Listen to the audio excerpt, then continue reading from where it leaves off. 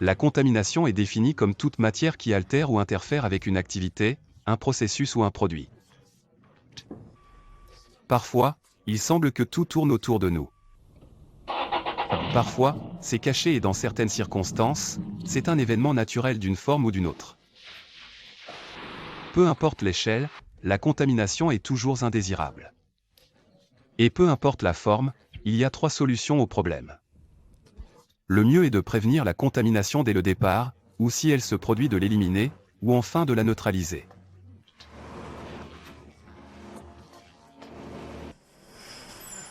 Dans le contexte de la microcontamination lors de la fabrication ou de la manipulation de matériaux exceptionnellement sensibles, il y a 3 groupes de contaminants qui sont classés comme solides, particules et fibres, micro-organismes tels que les bactéries et les champignons, seuls ou attirés par les particules, et en 3e lieu, les liquides ou films incluant des produits chimiques, des huiles et des graisses.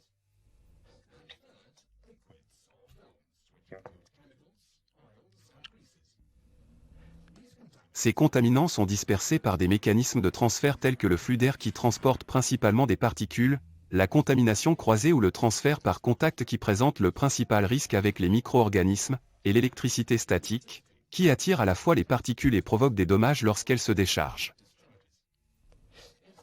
Accessoirement, une particule est définie comme un solide ou un liquide, qui en règle générale, mesure de 0,001 micromètre à 1000 micromètres de taille. Au cours de ce programme, nous allons examiner ceux-ci comme des contaminants viables, définis comme des micro-organismes capables de vivre et de se reproduire, et des contaminants non viables, qui ne le peuvent pas. Les salles blanches sont la première ligne de défense pour empêcher que l'une ou l'autre forme de contaminant ne devienne un danger direct. Repassons simplement les principes de leur fonctionnement.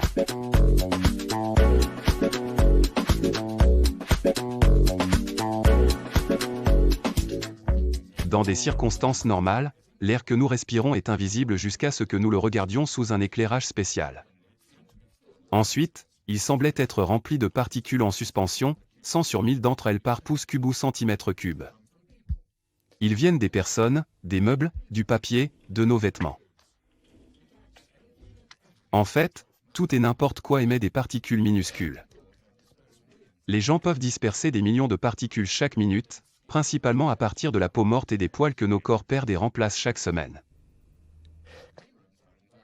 Les salles blanches sont des environnements qui agissent comme une barrière contre les particules.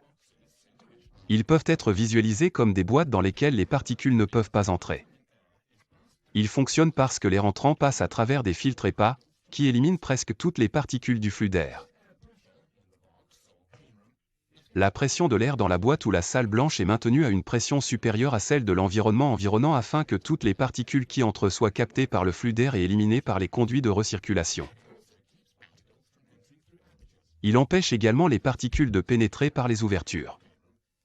Parce que les personnes et les matériaux entrent dans la salle blanche, ils doivent passer par la barrière via des sas qui maintiennent la pression positive à l'intérieur de la pièce et empêchent la contamination aérienne externe d'entrée.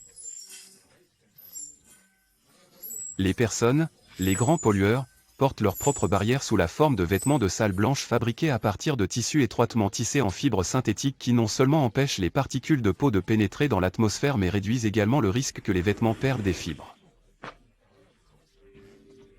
Le principe de l'air pur s'applique également à la régulation localisée de l'air, comme dans les postes de travail propres, les bancs de nettoyage et les chambres d'isolement. Tous ces systèmes fonctionnent en filtrant l'air entrant et en isolant ou protégeant la zone de processus pour qu'elle soit aussi libre de particules que possible.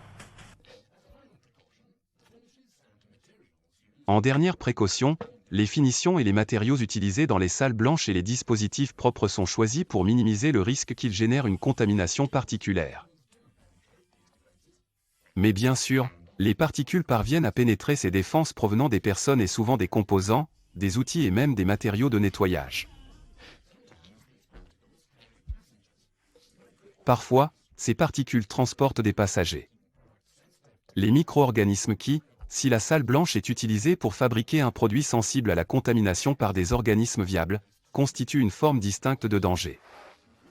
Les personnes en bonne santé hébergent normalement des millions de micro-organismes, dont beaucoup vivent sur notre peau ou que nous dispersons à partir de nos cavités corporelles, en particulier de notre bouche lorsque nous parlons, toussons ou éternuons.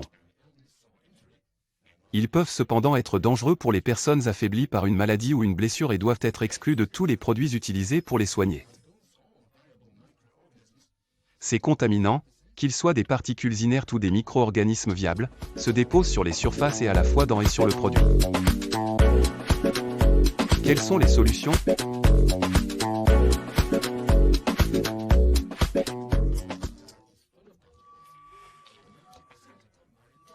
Même si l'air est plein de particules, plus de 90% d'entre elles sont invisibles à l'œil nu, ce qui signifie que seules les particules de plus de 40 micromètres sont visibles.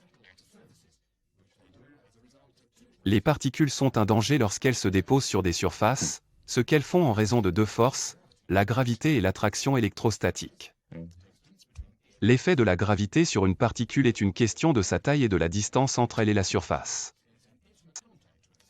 L'attraction moléculaire prend effet lorsque l'objet est en contact intime avec la surface. La gravité affecte la masse totale d'un caillou, par exemple, reposant sur une surface. D'autre part, l'attraction moléculaire ne tient compte que de la proportion des molécules en contact, de sorte qu'une particule de taille submicronique, un minuscule grain de sable, aura une proportion beaucoup plus élevée de ces molécules en contact avec la surface et créera un lien beaucoup plus fort par unité de masse que le caillou, qui a une proportion relativement faible de ces molécules au point de contact.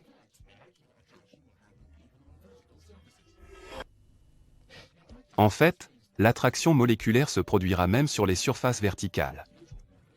En pratique, cela signifie que plus la particule est petite, plus il est difficile de la retirer par les méthodes habituelles telles que l'aspiration.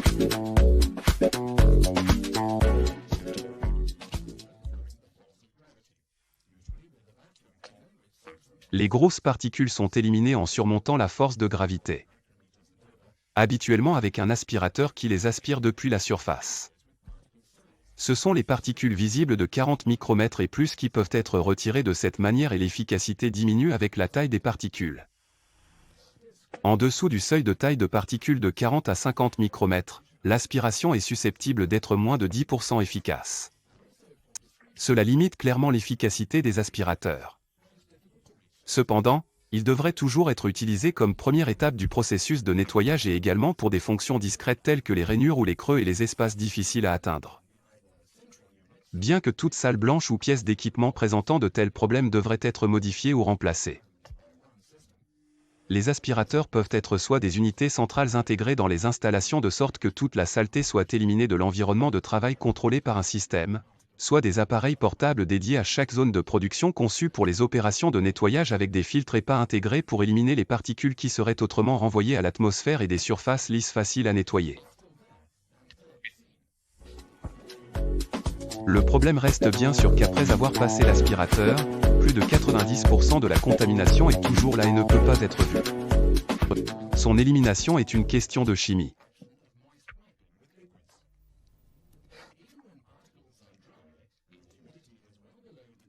Les particules latérales submicroniques sont éliminées par l'action d'essuyage humide avec des liquides.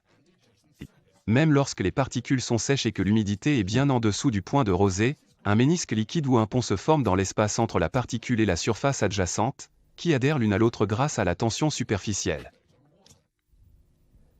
Cela est causé par des forces de cohésion inégales entre les molécules à la surface, c'est pourquoi par exemple, une aiguille peut flotter sur l'eau. Les molécules dans, disons, l'eau sont arrangées de telle sorte qu'au sein de la solution, elles s'attirent mutuellement de manière égale. Ils se complètent. Cependant, à la surface, l'air exerce une force moins attractive que les forces des autres molécules dans le corps du liquide, comme démontré par l'eau, qui forme des gouttelettes distinctives. Cet effet est appelé tension superficielle et est la force qui lie à la fois les solides sous forme de particules et les liquides aux surfaces. Leur enlèvement nécessite d'abord l'utilisation d'un agent chimique pour briser l'attraction moléculaire et les soulever de la surface, puis pour les dissoudre et les éliminer.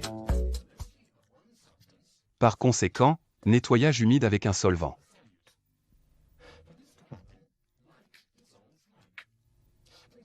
La solubilité est la capacité d'une substance, un solvant, à dissoudre une autre, un soluté.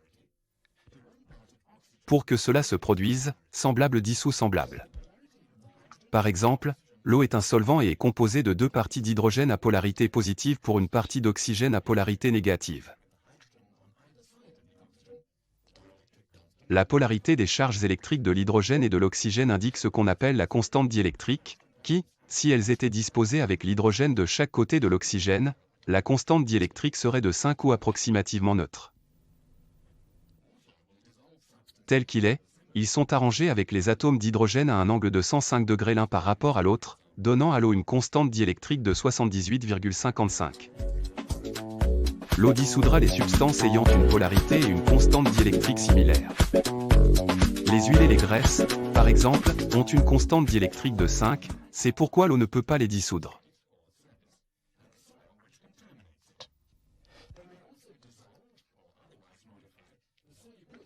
Les agents de nettoyage sont des solutions qui attaquent les liens entre le substrat ou la surface et la saleté qui le contamine. Ils peuvent également dissoudre ou modifier autrement la solubilité du contaminant afin qu'il puisse être plus facilement éliminé. Si la tension de surface empêche l'eau de s'infiltrer entre la surface et le contaminant à éliminer, alors un agent nettoyant qui réduit la tension de surface est nécessaire. Les produits de nettoyage sont composés d'un ou plusieurs solvants, y compris l'eau, et de tensioactifs, qui signifient des agents actifs de surface. De plus, des modificateurs sont souvent ajoutés pour améliorer les propriétés nettoyantes ou la stabilité d'un nettoyant. Les tensioactifs modifient la tension superficielle d'autres matériaux et permettent à des composants, généralement insolubles les uns dans les autres, de former un mélange homogène stable. Il existe 3 types principaux de tensioactifs. Des tensioactifs anioniques, qui forment des ions chargés négativement dans l'eau. Les tensioactifs cationiques, qui forment des ions positivement chargés dans l'eau, et les tensioactifs amphotères, qui portent à la fois des charges positives et négatives et sont largement neutres dans l'eau. Cependant, briser la tension superficielle pour libérer le contaminant n'est que la première étape du processus. Au fait, c'est ce qui fait qu'une goutte d'eau s'effondre et en le faisant, elle s'étale et mouille la surface. La deuxième étape consiste à s'assurer que la contamination ne retourne pas au même endroit par redéposition. Pour répondre à cette exigence, les agents de nettoyage sont conçus pour suspendre la saleté dans la solution, prête à être éliminée par l'action mécanique de l'essuyage. L'une des caractéristiques des tensioactifs est que leurs molécules ont des têtes hydrophiles ou qui aiment l'eau et des queues hydrophobes ou qui détestent l'eau, qui, lorsqu'elles sont alignées ensemble, leur permettent de retenir les huiles hydrophobes en présence, par exemple, d'eau salée.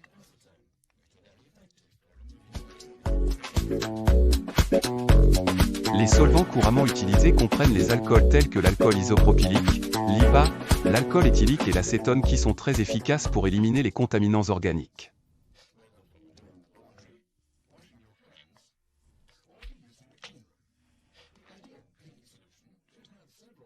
Les solutions de nettoyage utilisées pour enlever le silane sont appelées détergents. Que ce soit pour faire la lessive, se laver les mains, ou pour une utilisation dans la salle blanche. La solution de nettoyage idéale devrait avoir plusieurs propriétés, notamment la capacité d'éliminer la saleté rapidement et complètement, de l'éliminer avec le minimum de risque de redéposition sur le substrat, de ne laisser aucun résidu, et d'être non toxique pour le personnel, pour les matériaux de traitement, pour l'environnement, et sera disponible à moindre coût. Dans le monde réel, il n'y a pas un seul agent de nettoyage qui répond à toutes les exigences. Un facteur à prendre en compte lors du choix de la solution de nettoyage appropriée est sa valeur de pH, car cela affecte l'affinité d'un composé pour un contaminant spécifique. Le pH décrit la concentration de l'ion hydrogène dans une solution aqueuse exprimée logarithmiquement.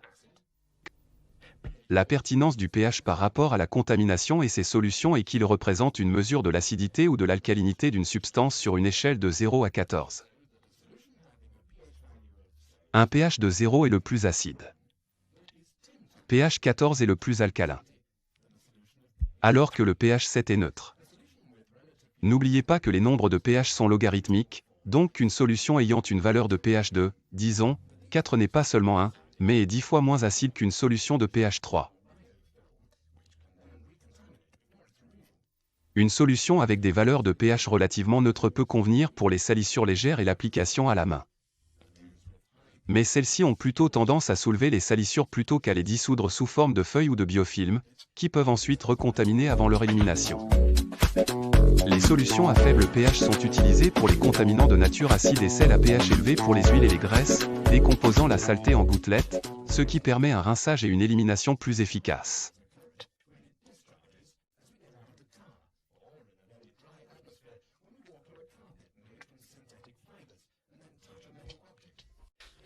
La plupart d'entre nous ont ressenti les effets d'une charge statique, qui est une électricité qui ne circule pas sous forme de courant, lorsqu'elle se décharge lorsque nous sortons de la voiture ou dans une atmosphère très sèche lorsque nous marchons sur un tapis fabriqué à partir de fibres synthétiques et touchons ensuite un objet métallique.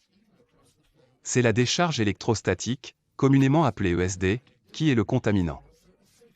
Particulièrement lors de la manipulation de microélectronique, car cela peut endommager les composants. Les charges électrostatiques sont également dangereuses car elles ont tendance à attirer les particules qui s'agglomèrent même à travers le flux d'air unidirectionnel. Bien sûr, les décharges électrostatiques sont également un danger pour la sécurité. Particulièrement si une personne transporte des matières sensibles ou dangereuses et qu'elle reçoit un choc. Elles sont évidemment très dangereuses à proximité de matières explosives.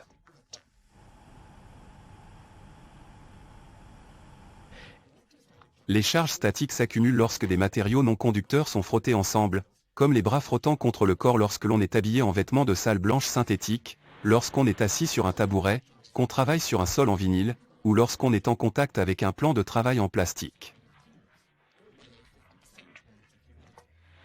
Les charges électrostatiques sont localisées et lorsqu'elles s'accumulent sur des matériaux non conducteurs, elles peuvent atteindre jusqu'à 30 000 volts ou plus avant de se décharger.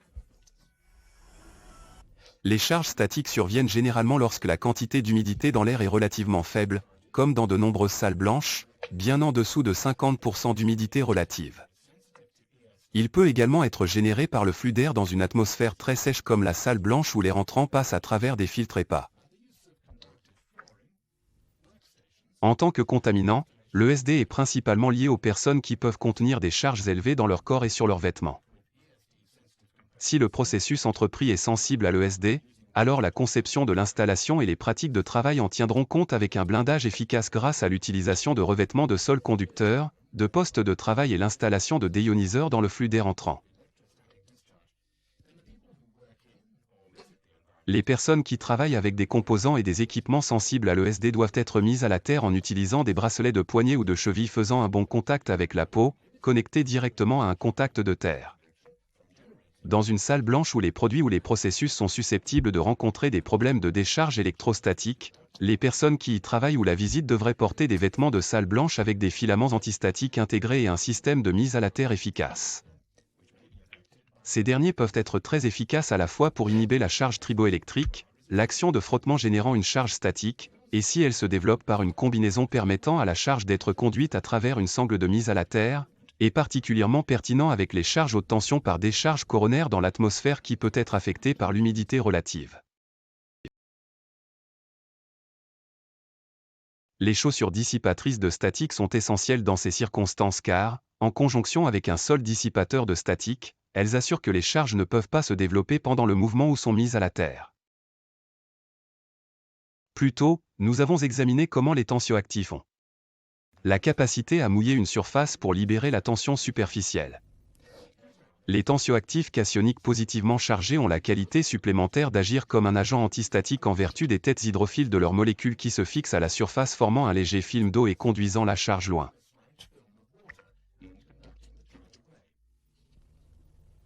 Ce sont également la base des agents antistatiques topiques utilisés par les blanchisseries lors du lavage des vêtements de salle blanche pour leur donner certaines propriétés antistatiques.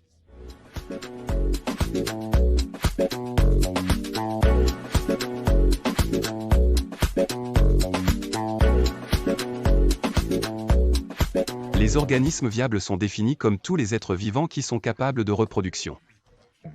Les gens sont des organismes viables. Mais en termes de micro-contamination, à l'autre extrémité de l'échelle, nous avons des micro-organismes tels que des bactéries, des moisissures et des virus. Il est traditionnel de croire que la contamination par les micro-organismes est dangereuse uniquement pour le secteur de la santé, la fabrication pharmaceutique, les hôpitaux et la biotechnologie. Traditionnellement, également à l'industrie de l'alimentation et des boissons ainsi qu'à des services de soutien tels que les laboratoires et les buanderies. Mais considérez les micro-organismes. Ils représentent des particules dans la gamme de taille de 1 à 5 micromètres. Et il y a aussi des petits paquets de sel. Des produits chimiques incluant le sodium, le magnésium, le carbone et d'autres qui sont dangereux dans le domaine de la microélectronique. Ceux-ci mis à part leur tendance normale.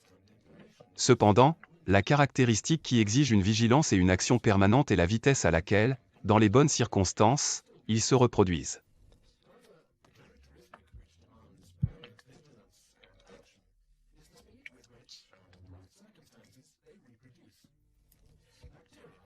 Les bactéries sont des organismes unicellulaires qui se reproduisent par subdivision.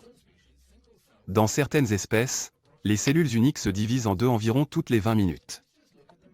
Regardons simplement les mathématiques de cela. En 1 heure, une seule bactérie deviendra 8. Dans 2 heures, 64. Dans 3 heures, 500 environ. 4 heures, un peu moins de 400. Rien de quoi écrire à la maison pour l'instant, mais en 5 heures, il a produit près de 33 000 nouvelles bactéries. En fait, après 10 heures, cette unique cellule bactérienne a créé environ 1 milliard de nouvelles bactéries et continue toujours. Ce taux de reproduction ne peut se produire que dans les bonnes conditions, et cela signifie favorable pour la bactérie où son environnement est chaud, fournit de la nourriture et de l'humidité. Même dans des conditions idéales, le taux de mortalité est très élevé. Cependant, malgré ces chiffres élevés, les bactéries seront difficiles à voir. Imaginez placer une seule bactérie dans un récipient d'eau contenant des nutriments à température ambiante. Après 10 heures et une croissance bactérienne incommensurable, le liquide sera pratiquement incolore et la soupe de bactéries restera quasiment invisible.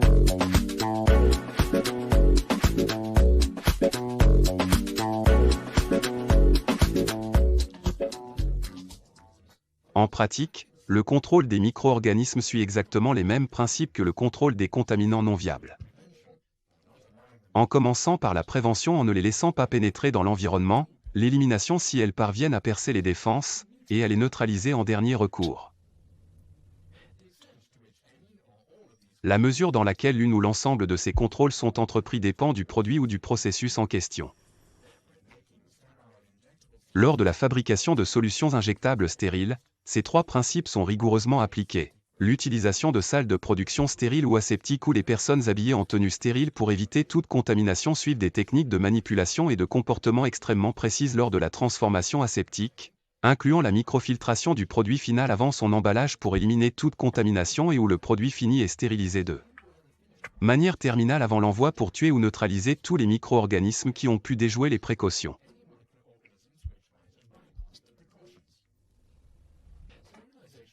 La stérilisation pour tuer les micro-organismes peut être effectuée à l'aide d'un faisceau d'électrons ou d'une irradiation gamma où le produit est exposé aux rayons du cobalt-60 ou par exposition au gaz d'oxyde d'éthylène.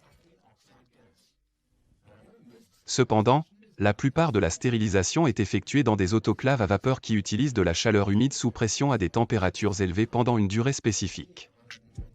Typiquement, à 121 degrés Celsius pendant une période minimale de 15 minutes. Pour la plupart des autres processus où les micro-organismes sont ou peuvent être un danger, il s'agit d'un contrôle environnemental pour les éliminer par le nettoyage tout comme avec d'autres contaminants ou de les détruire par l'utilisation de désinfectants, des produits chimiques qui tuent les micro-organismes.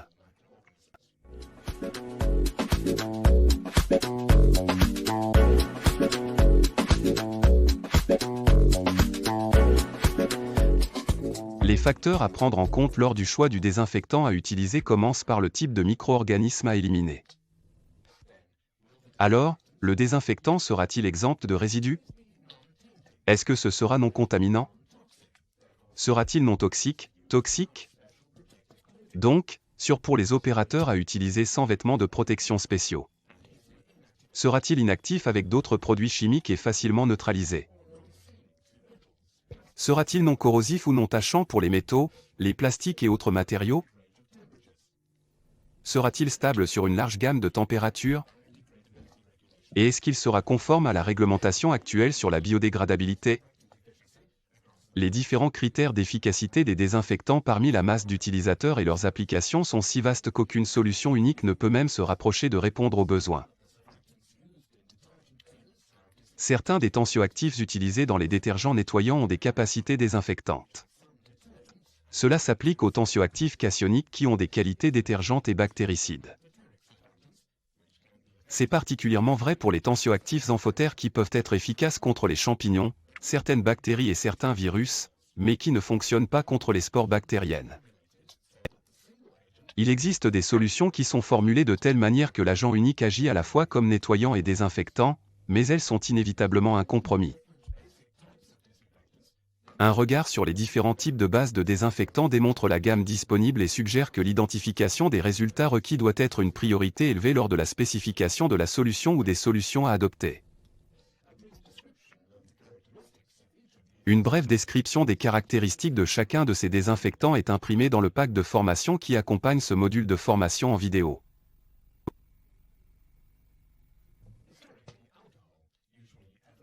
Historiquement, l'alcool, généralement de l'éthanol ou de l'isopropanol à 70% d'IPA en volume avec de l'eau, a été largement utilisé comme désinfectant à action rapide. C'est efficace contre les champignons, les bactéries et les virus, mais pas contre les spores bactériennes. Étrangement, l'alcool utilisé à une concentration de 100% est beaucoup moins efficace que la solution diluée. Les inconvénients de l'alcool sont sa flammabilité inhérente et les dangers de l'inhalation de la vapeur. Indépendamment de cela, son utilisation est désormais limitée par certaines réglementations nationales et locales en matière de sécurité, où des concentrations de pas plus de 8% sont requises. Il est possible que des micro-organismes survivent et prospèrent dans des endroits inattendus, même dans le carburant des avions. Mais plus précisément, les spores bactériennes peuvent survivre dans des concentrations d'alcool à 70% et d'autres désinfectants. Un contenant de désinfectant, tel que livré, peut ne pas être stérile. Et même si c'est le cas, une fois que le bouchon est retiré, le contenu est à risque. Les désinfectants doivent toujours être dilués avec de l'eau microbiologiquement pure. Ensuite, filtrés avant utilisation dans la zone de production à l'aide d'un filtre de 0,2 micromètres, qui devrait être validé pour cet usage spécifique.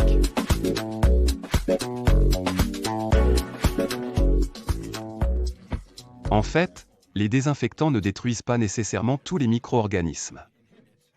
Ils sont bactériostatiques et inhibent simplement et réduisent la reproduction bactérienne. Comme nous l'avons vu précédemment, beaucoup ne sont pas efficaces contre les spores bactériennes dont les cellules reproductrices peuvent rester dormantes pendant des années, longtemps après la mort apparente de la bactérie, ce qui représente peut-être notre plus grand défi. Cependant, les désinfectants peuvent réduire les micro-organismes à une échelle acceptable pour des objectifs définis. Par exemple, à un niveau qui n'est nuisible ni à la santé ni à la qualité des aliments périssables. Voici la différence entre la désinfection et la stérilisation, qui est un processus rendant un objet totalement exempt d'organismes vivants. N'oubliez pas, pour que les micro-organismes prospèrent, ils doivent avoir de la nourriture, de la chaleur et de l'humidité. Enlevez ceci et ils ne prospéreront pas. Et c'est la clé du succès de l'utilisation des désinfectants. Les surfaces à traiter doivent être propres et toute contamination, en particulier les déversements de produits, doit être traitée avant que le processus de désinfection ne commence. La saleté fournit souvent la nourriture et l'humidité qui leur permettent de prospérer. Lorsque ces conditions ne sont pas remplies et que la surface reste sale, mais toujours invisible à l'œil nu, l'utilisation de désinfectants est décrite comme ayant lieu sous conditions de stress. C'est à ce moment que leur efficacité peut être réduite par des grumeaux de micro-organismes, qui sont les plus difficiles à tuer car les cellules vivantes à l'intérieur du grumeau sont protégées par les micro-organismes morts à l'extérieur. L'eau dure peut également diminuer l'efficacité d'un désinfectant. Et les bactéries et les champignons peuvent adhérer aux surfaces pour former des biofilms qui modifient les propriétés de surface des cellules de l'organisme, les rendant plus difficiles à éliminer et à tuer car la pénétration peut être difficile.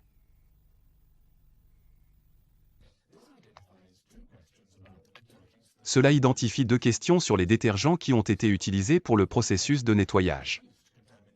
1. Le détergent aurait-il pu introduire une contamination dans la zone ?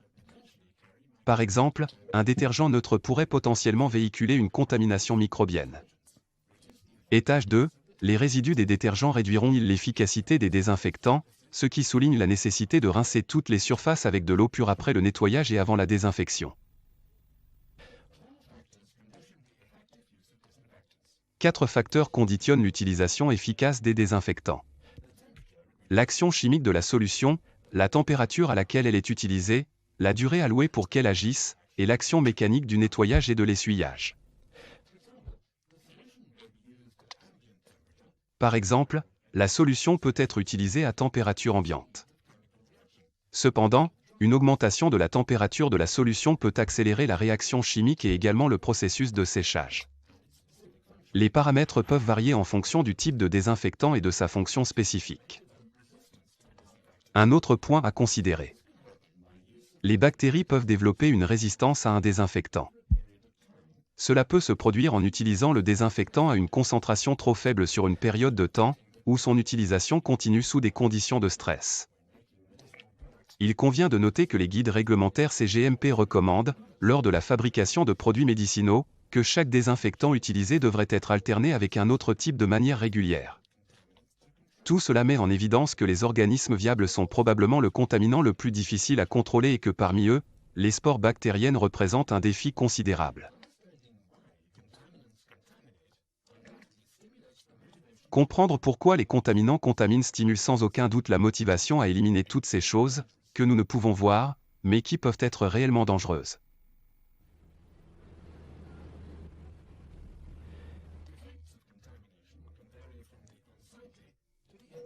Les effets de la contamination peuvent varier du désagréable à l'inconfortable, du peu fiable au dérangeant, du extrêmement dangereux et, pour certains produits de santé, au mortel.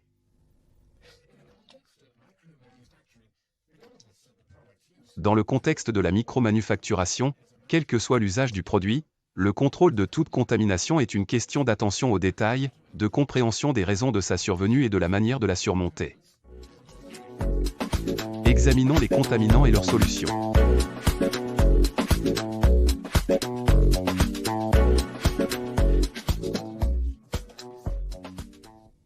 La microcontamination ne peut pas être vue. Les 3 solutions sont de le prévenir, de le supprimer ou de le neutraliser. Les contaminants comprennent les particules, les micro-organismes, les produits chimiques et l'électricité statique. Les salles blanches sont des barrières pour prévenir la contamination. Les vêtements de salle blanche sont une barrière contre la contamination. Les particules adhèrent grâce à la gravité et à l'attraction moléculaire. Plus la particule est petite, plus il est difficile de la retirer. Les aspirateurs ont un effet limité. La tension superficielle doit être rompue pour éliminer les petites particules. Les tensioactifs mouillent les surfaces en réduisant la tension superficielle. La valeur du pH fait référence à l'acidité ou à l'alcalinité d'une substance. Les charges statiques sont de l'électricité qui ne circule pas. Il est contrôlé en inhibant sa charge et en le mettant à la terre. Pour se multiplier, les micro-organismes ont besoin de chaleur, de nourriture et d'humidité. L'environnement peut être contrôlé microbiologiquement avec des désinfectants. La désinfection ne tue pas tous les micro-organismes. Les désinfectants ne peuvent être efficaces que sur des surfaces propres. Les désinfectants doivent être choisis pour contrôler les organismes contaminants. 4 facteurs conditionnent l'efficacité des désinfectants. Composition chimique, température, temps alloué pour travailler, et action mécanique. Les désinfectants sont utilisés en rotation pour empêcher les bactéries de développer une résistance spécifique.